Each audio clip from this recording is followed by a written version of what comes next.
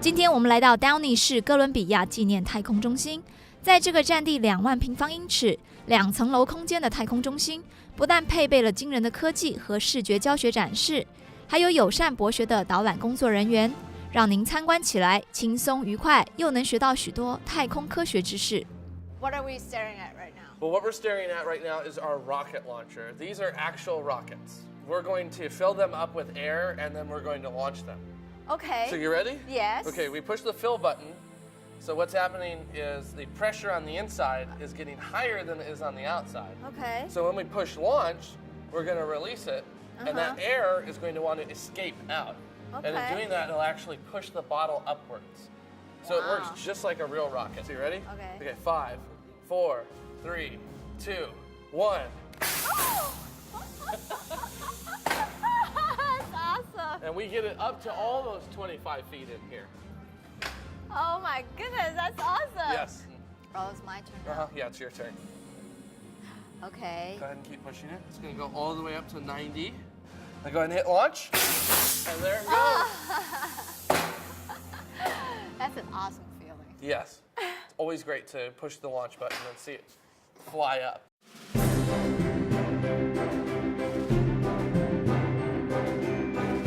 So Jared, you got 2 bottles over here. Well, we have these 2 bottles here to demonstrate weight. Because this bottle over here on the left weighs more than the bottle on the right over here. If we put the same amount of pressure in these 2 bottles, the lightweight one here on the right will fly higher than the heavy one here on the left. Oh, okay. And the reason we demonstrate that is because when we build spacecraft, we need to build them as lightweight as possible, because every pound that we can save on a spacecraft is about $15,000 we can save total putting something into orbit. So that's why we build spacecraft out of things like lithium aluminum alloys and carbon fiber and different types of composite materials, because they're lightweight, but they're also strong enough to handle space flight. Right. And we need to have everything as light as we possibly can.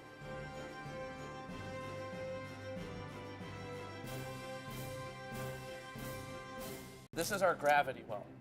Okay. So basically what we're demonstrating here is that the closer you orbit an object with gravity, the faster you're going to have to go in order to stay in orbit. So the space shuttle orbits very close to the Earth, actually. It only orbits anywhere from 150 miles to 500 miles above the Earth.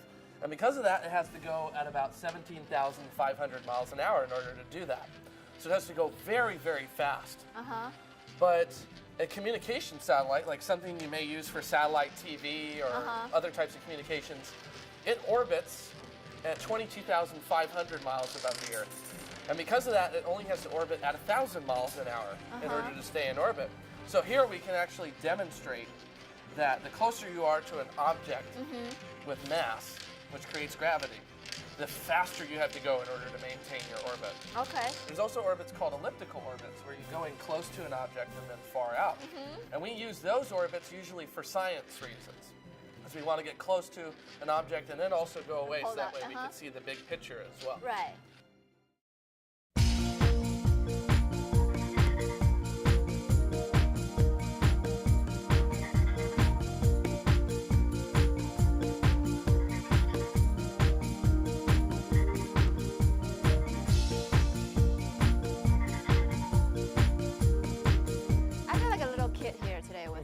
Because we're doing all this really cool stuff, and now we're photoing paper airplanes. Yeah, you used to get in trouble for making paper airplanes in class. They're annoying, obnoxious. Not here. Not here. Absolutely not You're here. encouraged. We want you to make a paper airplane. Most of the principles of flight that we use with real airplanes, we can actually demonstrate with paper airplanes as well. Absolutely. We're not just fooling around. No, we're not fooling around. We're actually learning. I mean, we're having fun while learning, which is great. Yes.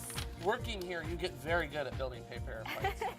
I used to not make them very well. Now I'm You're a the paper expert. airplane master. I can almost start my own airplane company just selling paper airplanes.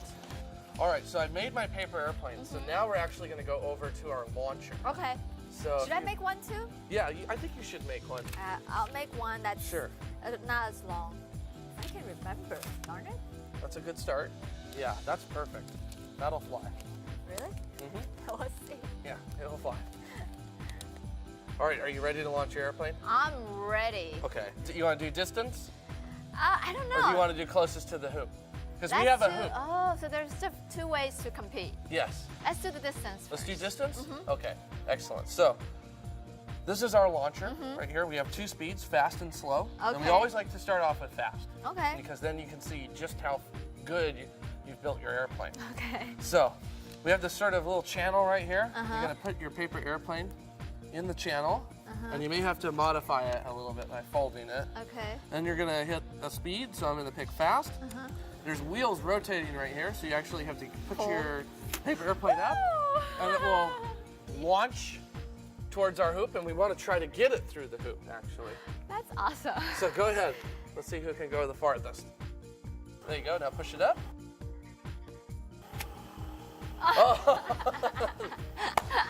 Mine went up. Shoo. I think yours win style points, though, because it sort Yeah. of did this really cool flip. Yeah. But what's neat about this exhibit is that the goal of it is to actually try to get your airplane through the hoop. Right. And the way you can do that is you can actually fold your wings in specific ways. Right. Just like how we do with aircraft, where they have rudders and ailerons and elevators on them, these flaps that move the air around them, which then moves the airplane. It's a very basic aerodynamics lesson, but it's a lesson in all of the principles of flight that even the most advanced designers have to obey.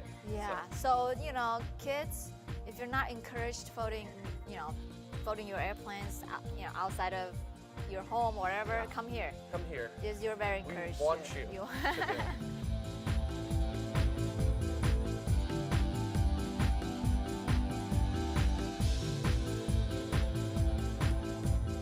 We're going to the robotics lab. This is the best place here, Oh, okay. obviously. These are Lego Mindstorms robots. And what's cool about these is that if they break, we can put them back together really easy. And also, they're really good robots to learn how to actually work with robots on, because they're very, very simple. Because we have kids as young as 7 come in here and work with these robots. Wow. So we start with our robot, and then we actually go into programming our robot here on the computer. And we can tell our robot what we want it to do. Like, I want my robot to move 4 lines forward, and then turn to the left and follow the line, and then I want it to pick up my rock. All right, now that I've downloaded my robot, if you'll be so kind to push the green My button job again. is to push the Yes. green button. There it goes. Our little intrepid rover.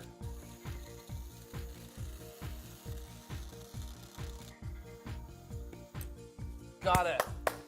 Yes, we got it. Thank you Thank you. for helping out. Is this real? Yes, this is the actual material that they use for the NASA EMU spacesuits, which EMU stands for Extravehicular Mobility Unit.